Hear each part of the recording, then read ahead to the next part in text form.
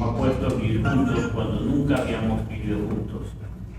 Claro, esta formación artificial del Estado africano, de los estados africanos, es un reto muy grande para la democracia, porque en la democracia se entiende que se debe vivir, hay algunos ideales comunes, e incluso las formas de votar y de aliarse a un partido u otro son formas naturales, que uno dice, bueno, ideológicas.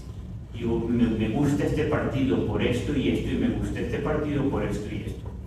Pero claro, en la unión artificial de estos estados africanos, donde la gente se obligó a vivir juntas, simplemente es, me gusta este partido porque este partido es de mi tribu y me representa. Entonces la política se convierte en una política étnica, y eso causa muchos problemas, muchas fricciones. Y alguien me preguntaba, ¿por qué en África cada vez que hay elecciones hay peleas en muchos países? Bueno, porque es como si en Europa, y le expliqué yo a un italiano, le pidieras a un italiano que eligiera de presidente a un francés, presidente de Italia, a un francés que no habla italiano. Y eso es de alguna forma lo que le estamos pidiendo a mucha gente en África, que es que un Kikuyu elija un Luo para que sea su presidente sin hablar Luo, sin hablar Kikuyu y sin saber nada de Kikuyu Land, de la área Kikuyu. Claro, con la modernidad y el urbanismo que está teniendo lugar en África, que la gente se acumula en ciudades, esto va cambiando, pero se necesitan muchas generaciones o varias generaciones. Esto no ocurrió de muchas formas en América, porque aquí la población era muy escasa y era sobre todo nómada, gente que se movía mucho. Y bueno, y también hubo mucha mezcla con los colonizadores. La gente que vino fueron sobre todo hombres y se mezclaron. Es un fenómeno, claro, estoy simplificando la historia de muchas formas, pero es un fenómeno diferente. En África no se mezclaron, y además había una población muy grande ya de africanos cuando llegaron los colonizadores y dijeron, bueno, esto me pertenece. Entonces, bueno, este proceso continúa, hay las luchas de independencia y se independizan países en los años 60 sobre todo, empezando por Ghana a finales de los 50 hasta los 60, cuando se empiezan a independizar a todos los países, y hay como lo que llamó Macmillan, el primer ministro británico, un winds of change, vientos de cambio que ocurrieron en toda esta zona, en toda África. ¿Y por qué explico esto? Porque lo que ocurrió en África impactó mucho al mundo. Impactó al mundo porque eso creó un proceso de libertad y de independencia en muchos países de habla inglesa que no habían pensado en librarse, porque el sistema de colonización inglesa era muy interesante y era muy diferente al sistema que siguieron los portugueses y los españoles. Los ingleses colonizaron muchos países simplemente, bueno, para extraer bienes de ese país, pero también para crear las condiciones para sus ciudadanos vivir allí. O sea que era una expansión de Inglaterra en ese sentido. Y esto es lo que hicieron en India, en Bangladesh, en Pakistán, en Australia, en Canadá, en África, en Kenia, en Nigeria, en Sudáfrica, etcétera, etcétera, en expansiones, crear las condiciones para que sus ciudadanos puedan vivir allí y vivan allí también o mejor que en Inglaterra. Esto ocurrió más o menos de una forma u otra, o más perfecta o menos perfecta, en el continente africano, también en el continente asiático y en el continente, bueno, en Australia y en Canadá, donde había poblaciones muy escasas de gente y hubo muchos problemas. Cuando se habla de un genocidio, bueno, en casi todas las colonias. También en Namibia, que fue colonia alemana, se habla de genocidios porque había siempre ese buscar más espacio para mi gente. Pero bueno, ¿qué ocurre con el Imperio Británico y todo esto, esta complicación de nacer y crecer y expandirse? Cuando en 1947 India decide hacerse independiente, muy bien, bueno, ya llegó la independencia, no había vuelta atrás. Gandhi había estado empujando mucho la idea de ser independientes, aunque él nunca fue primer ministro ni político en ese sentido, sino una persona que inspiró cambio, y llega Nehru a ser el primer ministro de India. India decide hacer una constitución donde India se convertía en una república. Entonces, ¿qué había pasado hasta entonces? El Imperio Británico funcionaba desde Inglaterra con dominios o dominios en español, que eran como colonias, pero con una independencia, un nivel de independencia bastante alto, autonomía, digamos, bastante alto. Y estos dominios tenían a un primer ministro, que era el jefe de gobierno, y al rey de Inglaterra como el jefe de Estado. O sea que el vínculo con Inglaterra era a través del rey, que continuaba siendo jefe de Estado. Y ese rey estaba representado en la colonia por un gobernador general. El gobernador general representaba y tenía los poderes del rey, que son más que todo poderes de representación, pero ningún poder actual para manejar el gobierno, que estaba en manos del primer ministro de la nación. Entonces, claro, algunos países se habían hecho semi-autónomos, como Australia, Canadá, pero India decide hacerse república, que significa desligarse del rey. Y eso causa un shock. Antes de eso, Bután había decidido romper con el rey, porque Bután tenía su propio cabeza de gobierno, cabeza de Estado, jefe de Estado. Y a Bután no le hicieron mucho caso, pero India era muy grande para no hacerle caso. Entonces, el gobierno británico decide crear algo llamado la Commonwealth, que antes era simplemente los dominios que estaban fuera del imperio y llamaban Britain y el Commonwealth. Deciden formar el Commonwealth como una organización moderna de estados que no estaban necesariamente asociados con el rey, pero que de alguna forma colaboraban con Inglaterra como ex colonizador.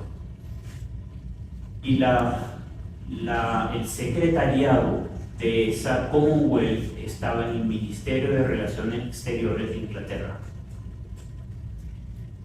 Bueno, se hace así.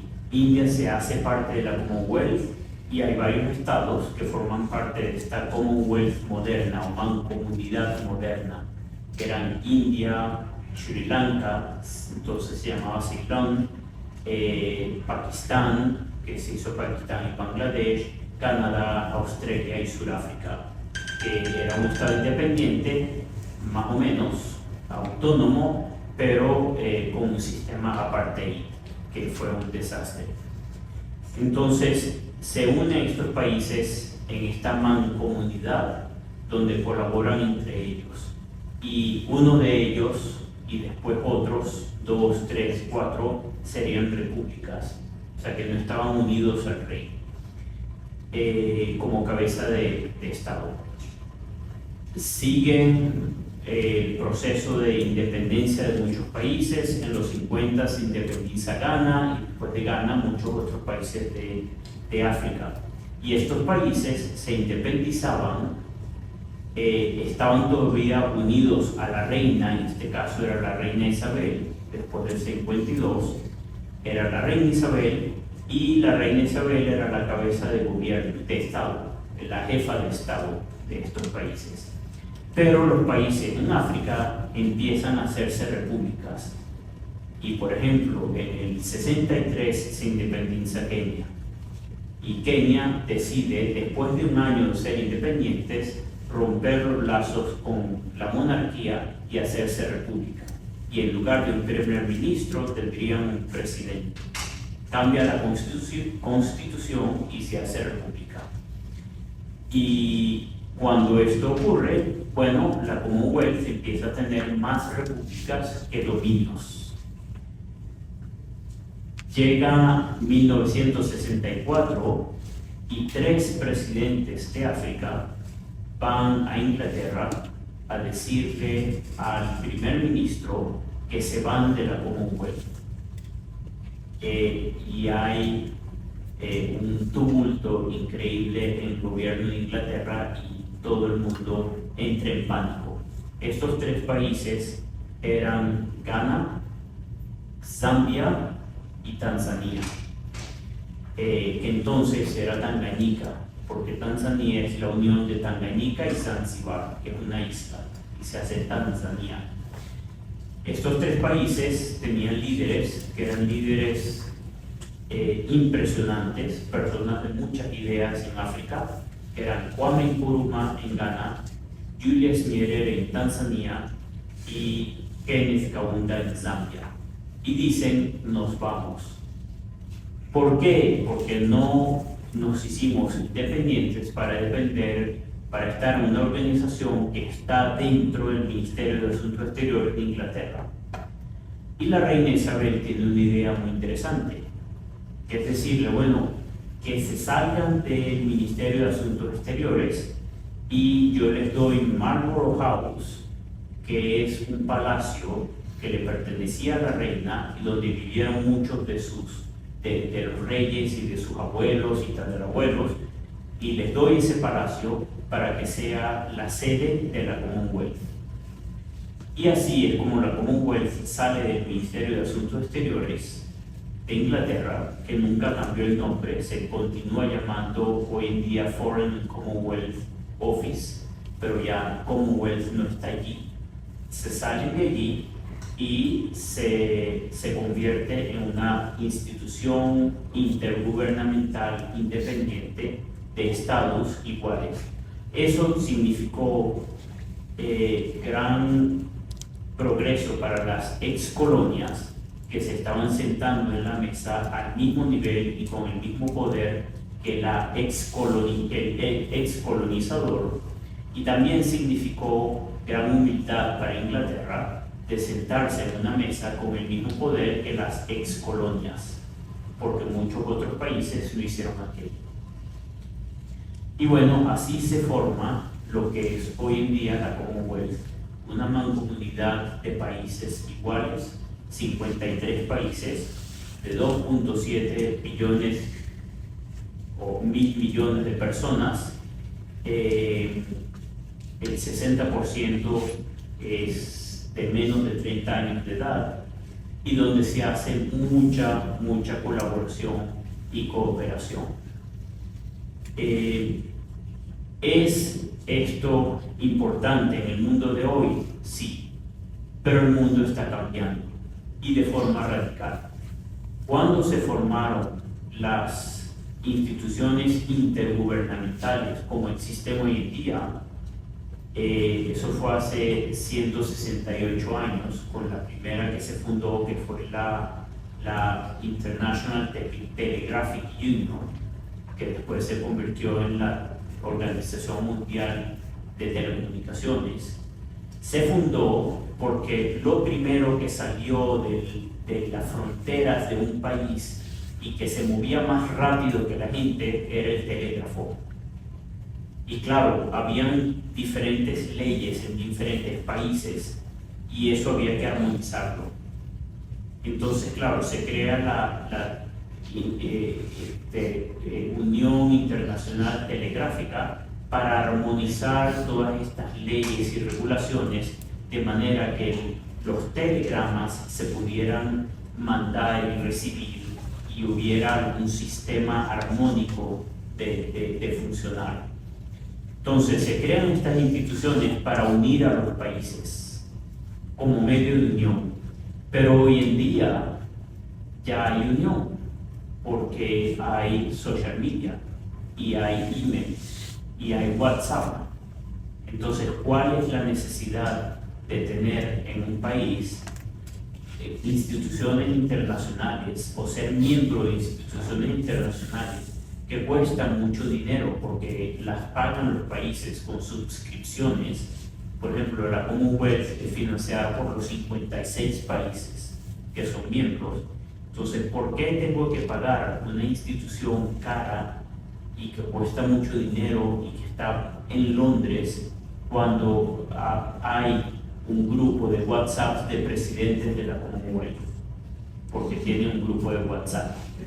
Entonces, si puedo escribirle a Trudeau en Canadá y a Albanese en Australia y a Modi en India y a Ruto en Kenia y a Hichilema, a Hakainde Hichilema en Zambia, ¿por qué necesito? O a Fiame Naomi Matafa en Samoa, ¿por qué necesito un grupo, una institución si le puedo escribir con WhatsApp? ¿Cuál es la función de las instituciones internacionales hoy en día y por qué existen? ¿Y cómo cambiarán en el futuro y cómo existirán? Bueno, esa es una pregunta que todavía no tiene respuesta y que yo siempre le pregunto a la gente de mi equipo, a la gente en la Commonwealth. Porque digo, bueno, sí hemos existido por 75 años, pero ¿qué pasará en los próximos 75 años? Y todavía estaremos aquí, o incluso en los próximos 10 años, porque la inteligencia artificial está cambiando la forma como se gobierna, cómo se educa, cómo se aprende, cómo se escribe y cómo se piensa. La inteligencia artificial, bueno, no es artificial, no es inteligencia como tal, es una cuestión de vectores y de la combinación de muchos vectores para que se dé un resultado satisfactorio y que imite el pensamiento y el comportamiento humano. Pero bueno, esos vectores se van multiplicando y perfeccionando hasta el punto que no se puede ver de alguna forma una diferencia. Entonces, ¿por qué tener estas instituciones? ¿Por qué las Naciones Unidas tienen que existir? Si no hacen mucho, pero parece que no hacen nada.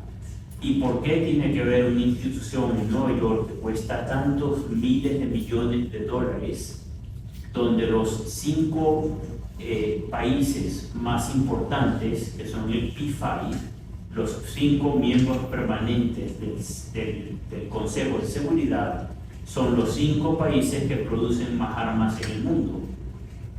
Entonces, Rusia, China, Inglaterra, Francia y Estados Unidos, los 5 miembros permanentes, son los más grandes productores de armas del mundo. ¿No es eso una contradicción? Bueno, lo que pensaron los líderes políticos después de la Segunda Guerra Mundial en 1945 y con el trauma que esa guerra significó, es mejor llevar la batalla a las mesas y a los micrófonos que al campo.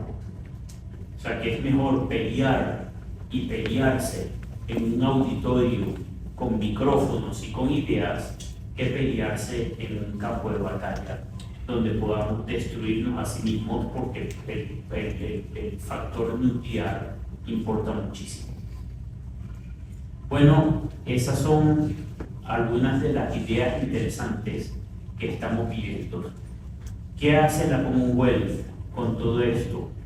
Y la Commonwealth, de alguna forma, trata de crear avenidas de cooperación entre todos estos 56 países, cooperación también de los 56 países con países que no son miembros, porque somos al fin y al cabo somos todos parte de la familia humana, y además de mediar conflictos.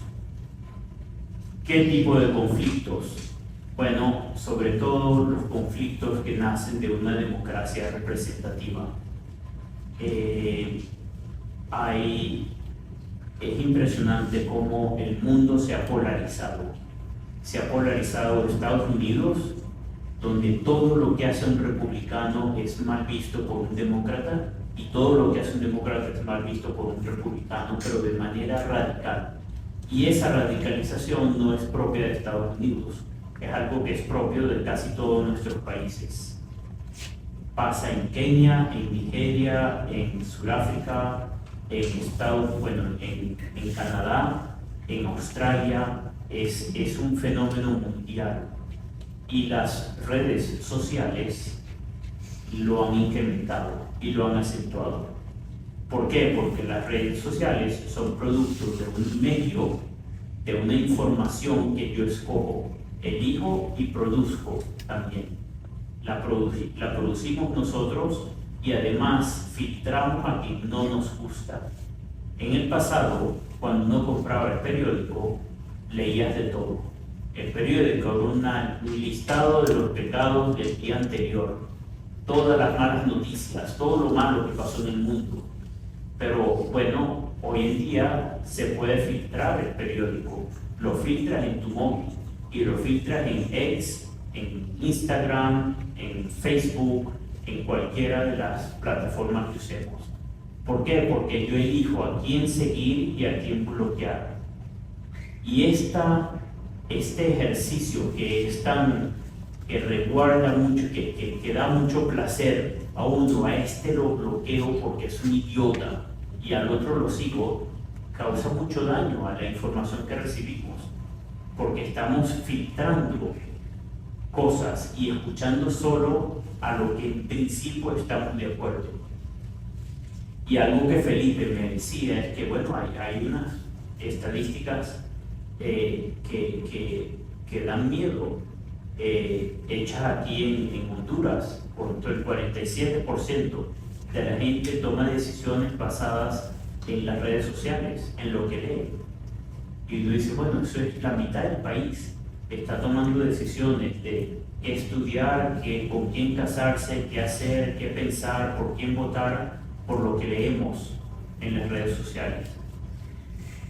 Hace unos años siempre hacemos el ejercicio de observar elecciones. Se inventó en la Commonwealth hace 40 años y se ha hecho siempre. Es más o menos exitoso. Yo he visto elecciones que han sido pacíficamente robadas, pero también elecciones que han sido muy genuinas e interesantes. Y ahora mencionaré el caso de Zambia. Pero es interesante ver que los observadores están observando, digamos, dos cosas. Una es que hay una polarización que preocupa, donde no hay entendimiento ni diálogo entre las dos partes. Y lo otro, que se observa mucho, uno se da mucha cuenta de eso cuando se hacen estos ejercicios, es que hay manipulación de las redes sociales. Y esa manipulación no es dentro del Estado, pero es una manipulación que viene muchas veces de otras partes. Y en el caso de Ghana, donde hicimos un estudio con especialistas en data y se metieron en las redes sociales, se metieron en todo el sistema de elecciones y todo aquello, que había muchos atentos de manipulación de Estados Unidos, Rusia y China. Y uno dice, pero en Ghana, ¿por qué? Bueno, porque hay muchos intereses financieros, intereses de manipulación, sí, todo tipo de intereses. Y no es que sea gente del gobierno de China o del gobierno de Rusia o del gobierno de Estados Unidos, no. Son muchas veces gentes individuales o simplemente terroristas cibernéticos, digamos, por darles un nombre. Gente que actúa porque es beneficioso para las empresas que los han empleado. Y estas empresas a lo mejor tienen intereses, puede ser en minas, o mercados o lo que sea. Entonces, claro, no vivimos en una burbuja. Esa burbuja se pinchó con la vida, el sistema digital del que somos parte hoy. No víctimas, sino actores, porque hay muchas cosas positivas. Pero bueno, se crearon las instituciones internacionales para pasar esas fronteras que existían, y hoy en día estamos cruzando fronteras todo el tiempo. Si yo llamo ahora a Daniel en su celular, y yo tengo mi celular aquí y él tiene el suyo en su bolsillo,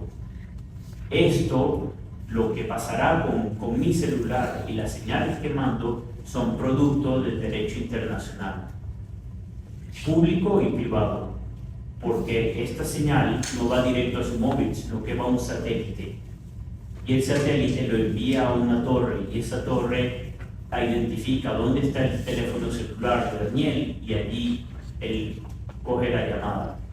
Pero es impresionante, y algo que llama mucho más la atención es que cuando yo hago la llamada a Daniel o a quien sea en esta sala, esa llamada tiene varios elementos que intervienen o han intervenido para que eso pase y que están haciendo mucho dinero. Por ejemplo, como Elon Musk, SpaceX y Starlink. Elon Musk es un genio. Él ahora tiene 5.800 satélites dando la vuelta al mundo. Y de esos 5.800 satélites, o esos 5.800 satélites son más del 50% de la información satelital del mundo. Creo que tenemos ahora un total de 8.900 satélites activos en órbita. Bueno, Elon Musk empezó hace unos años diciendo: vamos a Marte, y vamos a ver en 3 años, vamos a enviar el hombre a Marte. Y todo el mundo emocionado: wow, vamos a Marte. Y él empezó a enviar esos cohetes que aterrizaban después, y los partners, y era interesantísimo, y miren cómo aterrizan, y está bueno. Y además Tesla es una compañía muy buena que ha creado unos carros impresionantes. Entonces, claro, había mucho entusiasmo de ese vamos a Marte. Pero en lugar de ir a Marte, lo que le estaba haciendo era poblando la órbita de satélites. Y antes de que se diera cuenta nadie, ya tenía casi el 50% de la información satelital. Y su idea era muy genuina: él quería abrir el sistema de satélites, de verdad que hubiera libertad de movimiento, porque había muchos monopolios en el sistema satelital de información. Y yo me acuerdo una vez que estaba hablando con el CEO de NTV, una compañía de Sudáfrica de telefonía celular, y yo le decía: Elon Musk te va a hacer lo mismo a ti que Uber le hizo a los taxistas. ¿Qué quiere decir? Bueno, Uber fue una increíble innovación que hizo a todos los taxistas sentirse fuera del sitio. Si eras taxista y estabas en un sitio de taxis donde la gente te llamaba, o tú tenías que caminar para allá a coger un taxi y decirle que te llevara al sitio, y el taxista fijaba el precio que quería, bueno, Uber eliminó todo aquello, porque conectó la persona que tenía la necesidad a la persona que tenía un carro y que estaba dispuesto a manejar. Y te viene a buscar a la puerta de tu casa y te lleva a donde tienes que ir por un precio fijo, que no hay que negociar. Y que además, si tienes tarjeta, se paga directamente. O en unos países también se paga en efectivo. No sé si aquí lo permite que se pague en efectivo. Y en otros países, como en Kenia, se paga por M-Pesa, que es la telefonía, el dinero celular, el pago móvil. Entonces, claro, Uber dejó a todos los taxistas fuera del lugar. No tenían ya nada que hacer. O te unes a Uber o eres redundante. Y bueno, eso es lo que le va a pasar a las compañías de telefonía celular. A Vodafone, a Airtel, a Tigo, les va a ocurrir eso. ¿Por qué? Porque no hace falta el intermediario entre mi teléfono y el satélite. Y hay rumores de que Tesla producirá unos teléfonos celulares que serán mucho más baratos y no sé qué, que el iPhone. Y bueno, es muy posible. Y si lo hacen, y me decía el CEO de MTN, no, eso no va a pasar porque nosotros le pagamos mucho dinero a los países en impuestos. Dice, bueno, pero si le pertenecen los satélites, ¿por qué no puede pagar más dinero? Porque él tiene la libertad de fijar el precio. Le pertenecen los satélites. Puede decir que le pago más dinero al país y bueno, y hago más barata la comunicación de paso. Bueno, todo esto no sé si lo harán, eso es cuestión de ellos. No tengo acciones en Starlink o SpaceX, pero claro, todas estas innovaciones están cambiando el mundo de forma radical. También ha cambiado mucho el mundo la invasión a Ucrania, porque fijó nuevos parámetros de cómo se mueve el mundo. Ya no es un mundo unipolar donde Estados Unidos tenía el monopolio del control. Ahora parece que Rusia se ha despertado y además Rusia está apoyada por China y China produce mucho más que Estados Unidos. Y China, por ejemplo, es el país que más da dinero en especies, por así decirlo, por ejemplo, África y algunos países de Sudamérica también, mucho más que Estados Unidos. Claro, para los chinos es negocio. Ellos están haciendo negocio, no pierden, y además necesitan los bienes y los minerales que están extrayendo. Pero claro, es una relación muy diferente de lo que era hace 10 años. Y bueno, países más pequeños y menos poderosos, en este caso como Honduras y como Guatemala y como Salvador y como muchos en África también, tienen que repensar, bueno, cómo viven en este mundo cambiante, porque esto ha pasado antes, siempre. Un imperio es reemplazado por otro imperio y por otro imperio y otro imperio. Y a veces tenemos la impresión de que el mundo no va a cambiar, pero sí, está cambiando y está cambiando muy rápido. ¿Qué hay que hacer? Bueno, colaborar más, abrir las fronteras. No hay razón por qué un hondureño, salvadoreño, guatemalteco, de cualquier país, nicaragüense o panameño, tenga que necesitar visa para moverse. Los criminales no necesitan visa, ellos se mueven como quieren, a lo mejor lo hacen con pasaportes ilegales, pero se mueven. Entonces, claro, los policías necesitan visa, los ministros necesitan visa, la gente de negocios que quiere cooperar y abrir, invertir, necesita visa. Entonces, claro, hay sistemas que hay que cambiar, hay que repensarlos, hay que reorganizarse, estrategizar, a veces se me olvida un poco el español, porque llevo 30 años hablando inglés, pero bueno, hay que repensar cuál es la posición, en dónde estoy en el mundo y por qué estoy aquí y cómo me muevo. Y bueno, la Commonwealth está precisamente para eso, para repensar estos 56 países, que ninguno es una potencia, por lo menos no es una potencia importante como China o Estados Unidos, que son más o menos los dos polos que existen ahora. Bueno, repensar cómo actuar, cómo decidir, cómo moverse, cómo abrir nuevos mercados En la Commonwealth tenemos India, que está creciendo muchísimo, muy bien y muy rápido. Tienen un primer ministro que es una persona impresionante desde muchos puntos de vista. Y Modi, Narendra Modi, el primer ministro de India, tiene ideas muy claras. Él tiene prácticamente dos mantras, bueno, tiene más que dos, pero o lemas. Uno es gobernabilidad máxima y gobierno mínimo.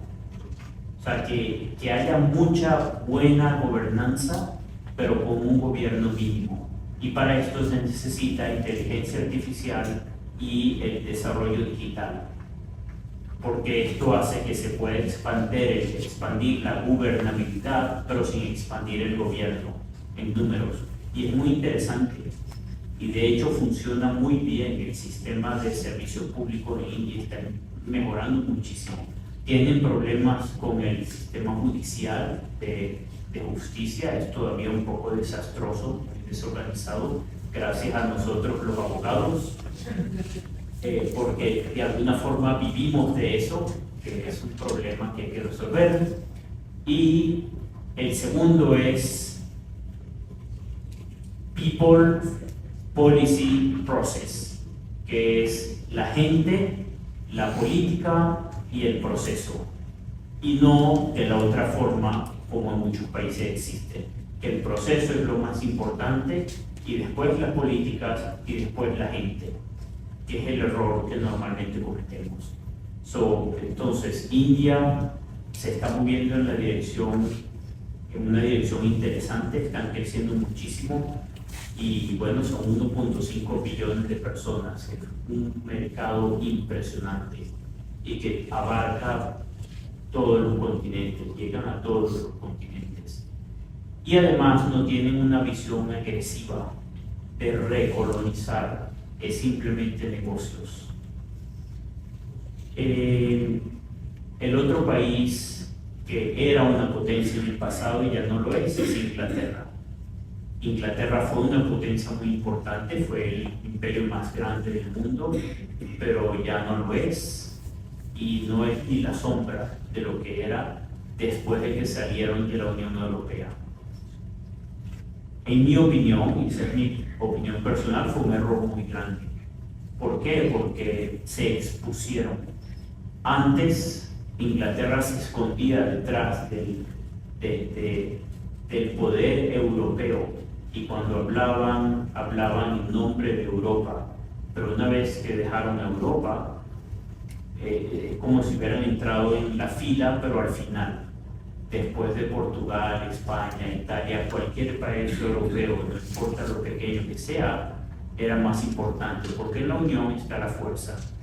Y claro, los países cuando hacen relaciones diplomáticas entre ellos, miden qué fuerza tiene este otro país y cómo estamos actuando, o qué beneficios, o qué amenazas me representa este país, y por eso tú mides la respuesta. Bueno, eso no ha pasado. Lo otro que hacemos mucho es mediación, y en mediación hay algo muy interesante. Como explicaba al principio, hay mucha polarización en las democracias hoy en día, y esta polarización se da, por ejemplo, bueno, en el Caribe, en África, en Asia y en el Pacífico. Ha habido, bueno, hemos visto elecciones muy tensas en sitios como Solomon Islands, ahora hay elecciones en Kiribati, hubo elecciones también recientemente en Tuvalu, en Vanuatu, en Tonga. Se ve también en muchos países de África, en Ghana, en Zambia, en Kenia, en Uganda. Han habido momentos de tensión muy grande. Y quería narrar, no sé si tenemos tiempo, ¿sí? Dos historias interesantes. Una fue Zambia. Zambia es un país en el sur de África, de más o menos 17 millones de habitantes.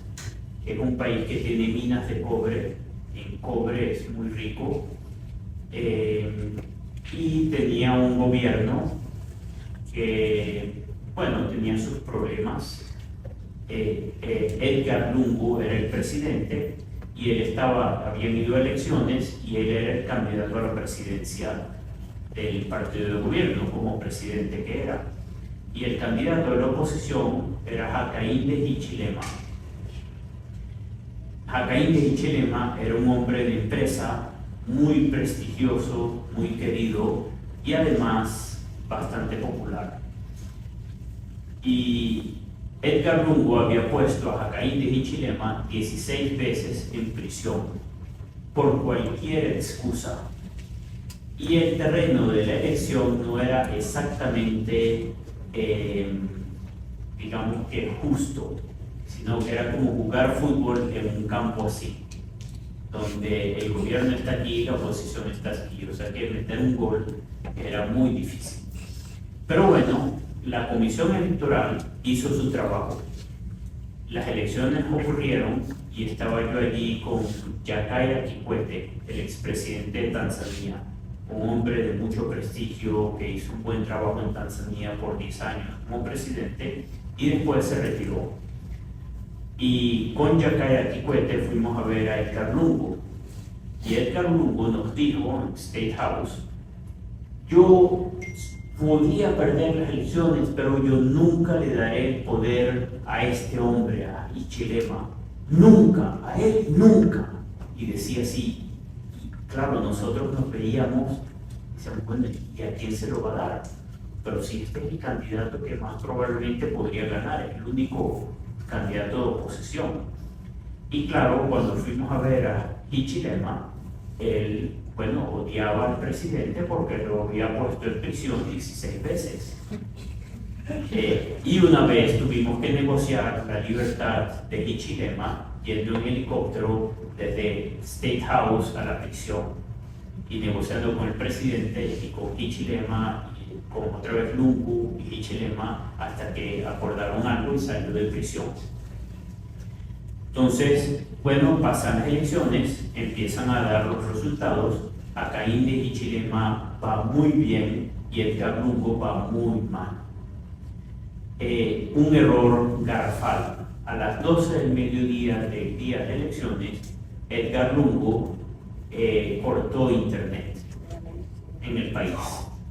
Y Kikwete, que es un hombre muy sabio, me dijo: esto es un error muy, pero muy malo. Porque si vas a cortar la internet, la cortas a las 6 de la tarde, cuando todo el mundo ha terminado de votar. Pero si la cortas ahora al mediodía, todos los que están en la cola, que son muchos, la mitad de la gente, va a votar por el candidato de oposición, porque los dejaste en una cola de 3 horas sin internet. Y eso no se hace. Y es interesante, yo no me había dado cuenta de ese detalle hasta que Kikwete lo mencionó. Bueno, los resultados salen y Edgar Lungu está muy mal y dice la comisión electoral que Hichilema va ganando.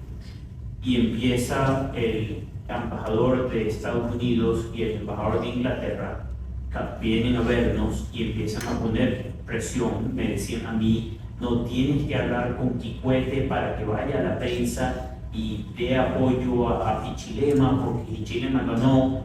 Y Kikwete estaba diciendo: calma, aquí no vamos a la prensa ni nada. Y me decía a mí: no, dile a todos los observadores que nadie tiene permiso de hablar con la prensa y no estamos, como si no estuviéramos. ¿Por qué? Porque cualquier cosa que se diga a la prensa se va a publicar, se va a malentender y entonces no puedes mediar. O sea que aquí no estamos. Y el embajador de Inglaterra y el embajador de Estados Unidos no entendían y creían que estábamos tratando de jugar con Lungu. Bueno, el hecho es que al final, cuando ya la comisión electoral había declarado el 70% de los resultados y no había forma matemática de que Lungu ganara y ya Hichilema había ganado, empezamos las negociaciones y a decirle a Lungu, mira, hay que conceder y al otro hay que perdonar. Conceder, perdonar, conceder, perdonar, conceder, perdonar. Al principio estaban muy lejos, pero mientras más, y hablamos con el abogado de Lungu para que no fuera a la corte, porque si va a la corte, los jueces de la corte habían sido nombrados, magistrados de la corte habían sido nombrados por él, y es muy probable que se decidieran a dar un fallo en su favor, que posiblemente crearía una guerra civil. Entonces conceder, perdonar, conceder, y al otro perdonar. Pero es que este tipo, hey, cool down, cálmate, perdonar. Pero es que me puso presión, hey, perdonar, perdonar, perdonar. Y así, al final, decidió Lungu conceder, y eso que necesitaba mucho coraje, porque su partido no lo aceptó. Él se fue a la televisión y dio un discurso, y en el discurso concedió y llamó a Lungu su hermano. Mi hermano, perdón, Hichilema, su hermano. Mi hermano Hichilema, lo felicito por todo aquello. Cuando eso ocurrió, llamamos a Hichilema. Y Hichilema estaba en reuniones y no contestaba el teléfono. Y lo tratamos de llamar y no contestaba. Y él iba a salir en televisión acusando a Lungu, que era lo peor que podía hacer, porque el otro ya había concedido. Y es mejor no tentar a alguien en esa situación a que se arrepienta de conceder, llame al ejército y cause una cosa que, bueno, no se puede reparar. Entonces no llegaba, y aquí pasó algo providencial. Cuando yo fui a Zambia, una excompañera de escuela mío de Venezuela, cuando estábamos en el colegio, se había enterado de que yo había ido a Zambia y me dijo, yo tengo una amiga en Zambia, que por favor que hables con ella. Y yo decía, bueno, pero esta mujer está loca, no hemos hablado en 30 años y ya me están mandando a que hable con amigas. Y ella me mandó el teléfono. Por casualidad se había conectado conmigo después de 30 años y me dijo, supe que estás no sé dónde y esto y lo otro. Y bueno, el hecho es que esta amiga me llamó y me dijo, yo quiero venir a verte al hotel. Y vino a verme al hotel. Y ella era la jefa de la campaña de comunicación de Hichilema. Y bueno, y además era prima de Hichilema de alguna forma. Entonces, claro, cuando no podíamos hablar con Hichilema y él iba a aparecer en televisión, iba a ser un desastre, yo llamé a esta señora y le dije, el país está en tus manos. Necesitamos hablar con Hichilema antes de que aparezca en la televisión y no nos conteste el teléfono. Oh, Luis, lo que pasa es que él está en reuniones y no puede interrumpir. Si no lo interrumpes, el país se va a ir en picada y es tu culpa. Es tu país. Oh, no me digas eso. Bueno, entonces ella entró a la reunión, la interrumpió y no sé qué, y Hichilema nos llamó y le pudimos explicar, le explicó Kikwete, el presidente Kikwete, que mira, ya él habló por televisión, lo oíste, no lo he oído, pero él va a ir a la corte, no va a ir, ya eso está todo arreglado, tienes que hablar y tienes que perdonarlo y llamarlo hermano. Él te llamó hermano, llámalo hermano. Y bueno, se convenció, salió en la televisión, lo llamó hermano y se calmó todo el país. Y arreglamos una reunión en la casa del expresidente Banda y sin saber los dos de ellos que iban a estar juntos allí, y llegaron a la reunión a la casa del expresidente Banda, ahí estaban y rápido le habíamos dicho, bueno, tan pronto se saluden, porque los vamos a empujar para que se saluden, tomen fotos y al periódico. Y bueno, se saludaron sonriendo, porque claro, cuando la gente se encuentra frente a frente es mucho más fácil. O sea, se saludaron, fotos rápido para el periódico. Claro, cuando la gente vio los dos principales saludándose, sonriendo, dándose la mano, la tensión desapareció. Y hasta el día de hoy, pero claro, Lungu tuvo que llegar a un acuerdo de conceder y Chilema de perdonar. Y de perdonar también significa que no debía poner a Lungo en prisión incluso después de ser presidente, porque eso había pasado en Zambia con todos los expresidentes. Entonces, bueno, estas son cuestiones que pasan en países y uno como, digamos, gente de la familia de la Commonwealth, normalmente te llaman o te piden que ayudes en situaciones que ellos no pueden resolver. Es como el caso de un matrimonio cuando hay un conflicto y bueno, no se puede resolver, entonces llaman a los tíos, las tías, los amigos, mira que vengan y hablen aquí, nos den instrucciones en cómo moverse. Bueno, funciona más o menos así. Algo similar pasó en Uganda también, cuando hubo elecciones y el jefe de la oposición estaba en prisión, lo pusieron en arresto domiciliario con 400 soldados rodeándolo y además cortaron la internet. Y bueno, tuvimos que ir allí y hablar con el ministro de Asuntos Exteriores y el presidente, bueno, que esto no tiene sentido, hay que restablecer internet y hay que salirse de la casa del jefe de la oposición, porque esto no parece una democracia. Vamos a por lo menos a que parezca una democracia. Y se logró. Bueno, el gobierno lo hizo de una forma muy inteligente. Alguien impuso un recurso ante la Corte de que la ocupación del ejército en la casa del jefe de la oposición era ilegal. El juez decidió que sí era ilegal. Y el gobierno salió y les había dicho al gobierno, yo no me voy de Uganda hasta que no pueda saludar al jefe de la oposición.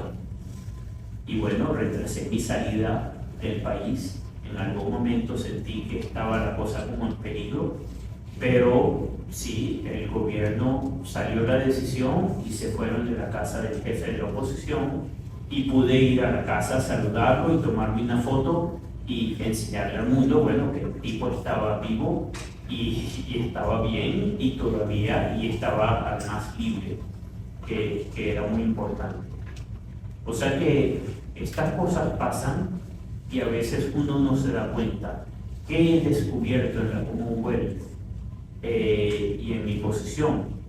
Que la gente que escribe en Twitter y en Facebook y en Instagram muchas veces no saben lo que escriben. O sea que es resolver el mundo con 150 caracteres. Decir en 150 palabras, estos no saben nada, no estás haciendo nada, no hay salida, o sí sé lo que estoy hablando, cuando la verdad es que no se sabe o no lo saben y no lo quieren admitir. Bueno, esta es la realidad. Por eso es que ser muy cuidadosos con social media. No ser imprudentes. No colgar en las redes sociales lo que no se debe colgar. Y también no ser negativos de una forma tóxica, que pasa mucho, sobre todo, por ejemplo, en Twitter o en X, como la llamamos, o X, como la llamamos ahora. Eso es importante. Yo hago o recibo, bueno, empleamos mucha gente de toda la Commonwealth, hacemos entrevistas, bueno, al nivel que yo estoy, solo entrevisto a la gente, digamos, al nivel de directores o de cabezas de secciones.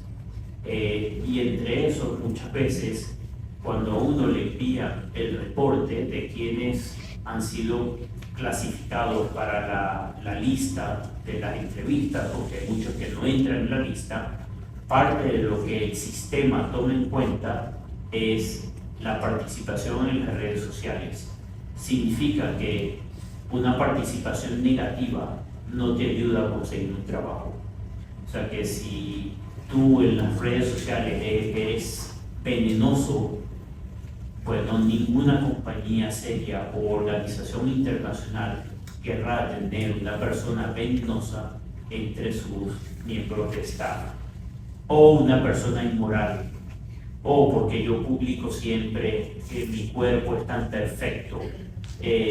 Bueno, una persona así es muy difícil, a menos que no revisen las cuentas sociales, pero hoy en día hay incluso softwares que permiten analizar la participación en las redes sociales de cualquier persona que está pidiendo trabajar en una de estas, en una compañía o en una institución seria. Bueno, yo creo que ya he hablado demasiado y a lo mejor hay preguntas.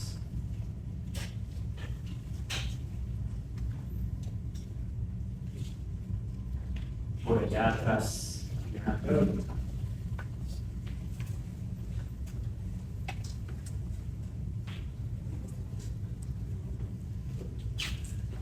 Si tienen alguna pregunta, levanta la mano y acerca el micrófono.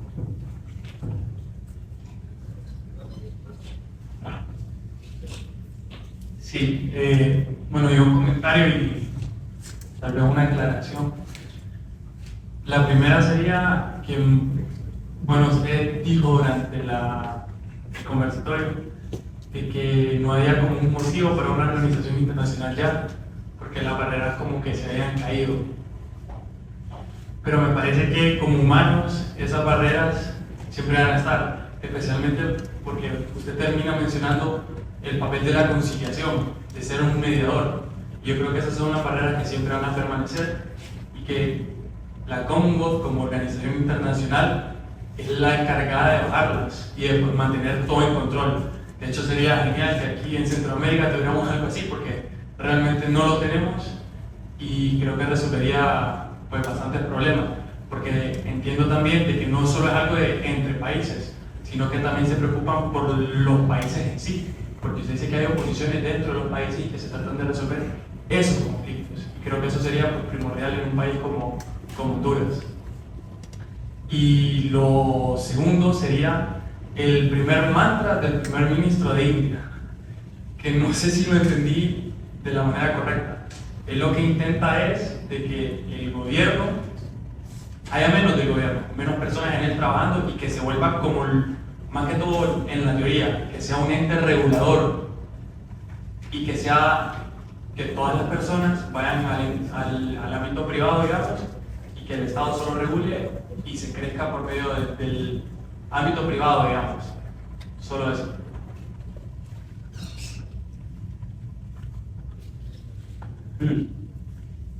Bueno, sí y no. Vamos a ver, empezando por lo de India. No es cuestión de privado, no es cuestión de, digamos, la idea en ese sentido, en el sentido que lo pone el primer ministro Modi, no es para que los privados tomen control o hay una privatización o un sistema capital. Lo contrario, lo que él dice es gobierno mínimo, gobernabilidad máxima. Eso significa eficiencia, o sea, que se va hacia la eficiencia, que se pueda gobernar con el mínimo número de gentes, pero en la mayor forma posible para que el país crezca. No significa que el gobierno se tiene que meter en todo, pero por ejemplo, en un país de 1.5 billones de personas, bueno, la cantidad de gente que se necesita para tener, para renovar licencias, para pagar impuestos, para todo es increíble. Bueno, que eso se haga muy eficientemente a través de los sistemas digitales. Y eso es lo que están tratando de hacer. Digamos que en Honduras hay 120 diputados, ¿no? Sin contar los suplentes. Yo sé que hay un problema ahí con los suplentes que se empiezan a meter, pero la palabra suplente significa soy suplente porque suplanto al principal cuando no está. Pero bueno, 150 diputados, 120 diputados en un país de 10 millones de personas. Bueno, imagínate cuántos diputados debe tener en un país de 1.5 billones de personas. No sé la matemática ahora que diría, pero son muchos. y es imposible manejar tal país, es muy complicado. Entonces, claro, lo que quiere es que se haga más eficiente. En gobernabilidad hay algo interesante que ha pasado y por eso muchos países se encuentran como congelados, inhabilitados para actuar. Ser presidente hoy en día no es fácil en ningún país. ¿Por qué? Porque por el deseo de transparencia se han creado muchísimos pasos y procesos que no ayudan a la transparencia. Y pasa, por ejemplo, yo sé de una institución pública que tiene desde la concepción de un proyecto a la ejecución del proyecto 198 pasos. Y claro, cada paso se creó por el amor a la transparencia. Vamos a asegurarnos de que ahí hay honestidad y transparencia. Pero claro, cada paso es una posibilidad de corromper también al mismo tiempo. Porque no hay luces sin sombras, como no hay computadoras sin virus. Entonces, claro, eso ha creado un sistema que es muy ineficiente. Y a veces yo pienso en los presidentes, incluso la presidenta de Honduras, y uno piensa, bueno, ¿cómo puede ser buen presidente alguien con un sistema que no se mueve? Y es verdad, lo que no hacen en los primeros 100 días no lo podrán hacer nunca, porque no te dejan. Tienes que romper un poco el sistema para mover algo y hacer algo. Si no, te pueden frustrar por siempre, y eso pasa en todos los países. Y si tratas demasiado, se deshacerán de ti. A veces cuando yo veo en las noticias que este ministro está acusado de corrupción y no sé qué, y lo empiezan a perseguir, uno dice, bueno, a lo mejor ese ministro está tratando de cambiar algo adentro. Y más que todo cuando lo reemplaza a alguien que uno sabe que no es una persona honesta, que ocurre muchas veces, que cambia un ministro por otro y por otra persona, y esta otra persona no era honesta. Y luego con las instituciones internacionales, es verdad lo que tú dices, y por eso empecé explicando que por qué existen, si hay ya grupos de WhatsApp de presidentes, y bueno, por qué hay que mantener instituciones y pagar salarios. Bueno, por el mismo principio que fundó las Naciones Unidas después de la Segunda Guerra Mundial, porque hay esas relaciones humanas que van más allá de lo digital. O sea, que todavía se necesita esa presencia física y decirle a un ministro, a un presidente, que no se puede hacer esto o aquello. Yo me acuerdo una idea rápida, una reunión con el presidente de un país, de una isla pequeña del Pacífico, donde el presidente había suspendido al Chief Justice, al presidente del Poder Judicial, y eso afecta a una democracia, porque eso afecta a la división de poderes. Y bueno, tuvimos que hablar con este presidente para que, bueno, eso no se puede hacer, eso te va a llevar a más problemas. Y hubo mucha tensión en esa conversación y el presidente no lo aceptaba. Y uno dice, bueno, pero eso no se podría haber hecho por WhatsApp, porque por WhatsApp la persona simplemente te bloquea o no te responde o pone el sistema de que tú no sabes si WhatsApp le ha llegado o no, si lo ha leído o no. Entonces el blue tick. Y por eso existen las instituciones internacionales. Todavía creo que hay instituciones internacionales para rato, porque esas relaciones son difíciles. Claro, ¿cuál es el principal reto de América Central? Yo creo que crear algo así, o recrearlo, porque hubo intentos en el pasado, no sé si ahora, pero claro, es que necesita la voluntad política. Y lo triste es que las potencias mundiales nos quieren divididos. Eso sí, yo lo he visto clarísimamente en la Commonwealth. Y como muchas veces los países pequeños se resisten. Y cuando han querido, dicen, no, que no nos divida nadie, aquí estamos juntos. Pero, por ejemplo, hace unos meses, un nuevo embajador de Ruanda fue nombrado a Inglaterra.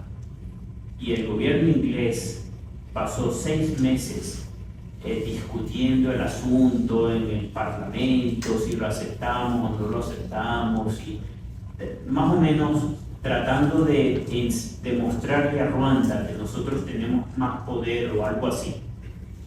Una cosa políticamente no fue demasiado, no se manejó bien. Y bueno, al final lo aceptaron, le dieron el placer, el embajador de Ruanda llegó a Inglaterra y no hay problema. Y yo le preguntaba a alguien del gobierno inglés, ¿cuándo India o China o Norcorea o Corea del Norte o Estados Unidos o quien sea de estos países grandes nombra un embajador en Inglaterra, hacen eso? ¿Lo hacen esperar por 6 meses? Claro que no. ¿Por qué? Porque hay intereses muy grandes de por medio. Pero ¿por qué lo hacen con un país pequeño de África? Porque es un país pequeño de África. Pero si toda el África hubiera dicho, o le dan el placer al embajador de Ruanda, o todos nosotros llamamos a nuestros embajadores de regreso, los 55, bueno, hubiera habido un pánico en el Reino Unido, inmediatamente le dan el placer al de África, al de Ruanda. Pero claro, como no están unidos en ese sentido,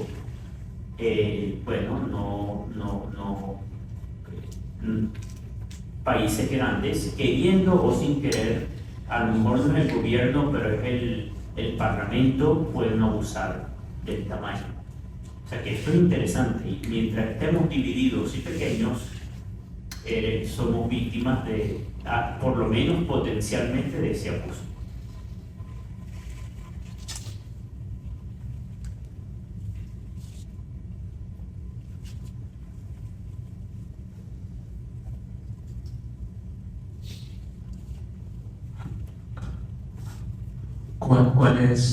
¿Cuáles fueron las razones o argumentos de Inglaterra para salir de la Comunidad Europea?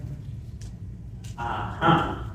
Bueno, gracias a Dios no represento a Inglaterra.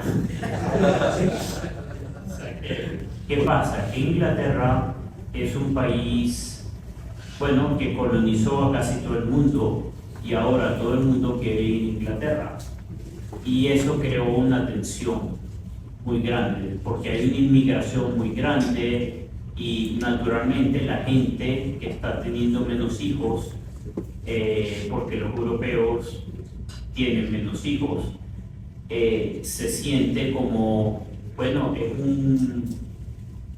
un peso que uno no sabe cómo manejar.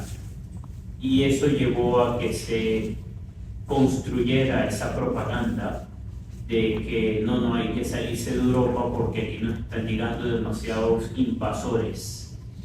Y además Europa es cara, y además Europa, la Corte de Europa, nos está dictando qué debemos hacer y está yendo por encima de nuestras cortes nacionales y eso no nos gusta. Así que hay que salirse de Europa.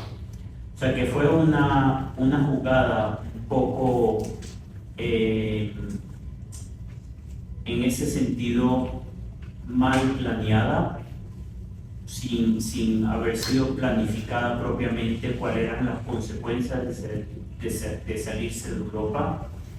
Y además David Cameron, que era el primer ministro entonces, genuinamente pensó que eso nunca ganaría.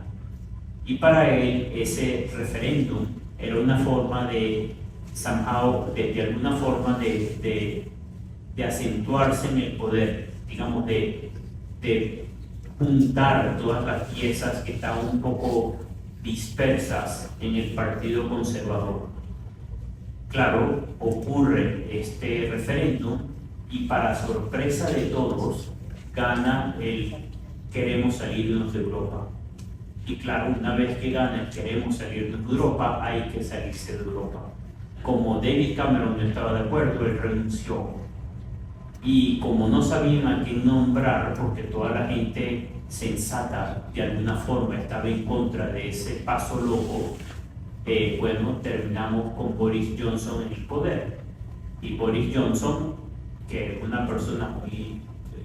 he hablado con él y me lo he encontrado, pero bueno, es una persona un poco, sí, peculiar, por así decirlo. Bueno, tomó el poder y trató de hacer lo que pudo hacer, pero claro, el paso ya se había dado.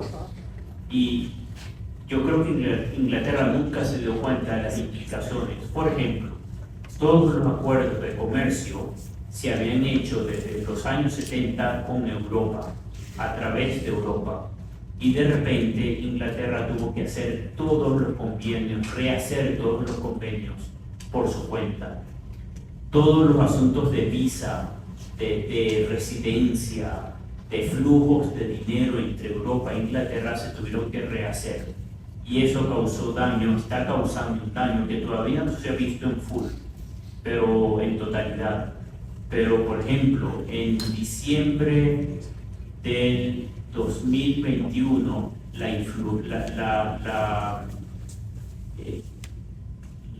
inflación en Inglaterra fue la más alta de la historia desde la Segunda Guerra Mundial. Y decían, no, es por COVID. No, pero no era por COVID, era por Brexit, porque no había gente que trabajara. Claro, antes había un flujo de 600.000 personas de Europa a Inglaterra constantemente, que venían a trabajar en la construcción, en hospitales, en hotelería, y venían, hacían dinero y se iban, venían, había un flujo de 600.000 personas. Brexit cortó ese flujo y ya no pudieron venir. Entonces uno iba a las tiendas y habían anuncios de todas partes, estamos buscando personas que quieran trabajar. En los restaurantes se acabaron los mesoneros, pusieron un código QR en las mesas donde uno lo escaneaba y ahí estaba todo, y hasta pagabas de alguna forma por el código QR, porque se desaparecieron. Bueno, no había gente que trabajara en los restaurantes y todo aquello. Conductores o choferes de camión no había, y de hecho todavía hay muchas profesiones que los han logrado recobrar del shock. Yo hice cola, bueno, el chofer la hizo militar, en estaciones de gasolina porque bueno, no había gasolina en muchas gasolineras. ¿Y por qué? Por Brexit. Y gente que había comprado casas de veraneo o de retiro en España, en Portugal, en Islas Canarias, bueno, ahora necesitaban visa para ir a vivir esos sitios. O gente que había comprado propiedad en Inglaterra necesitaban visa para venir y quedarse por más de 30 días. Entonces, claro, todo eso fue un desmadre que no se planificó y que nadie pensó que tendría. Y para hacerlo incluso peor, el asunto de que la Corte Europea está por encima de nuestras cortes todavía continúa, porque la Corte Europea no es parte de la Unión Europea, sino que es parte del Consejo de Europa. O sea que todavía Inglaterra está sujeta a la jurisdicción de la Corte de Estrasburgo, o sea que no mejoró nada y empeoró la situación. Eso es, pero bueno, alguna gente estaba de acuerdo con eso y pensaron que con eso mejoraría todo. Un fuerte aplauso.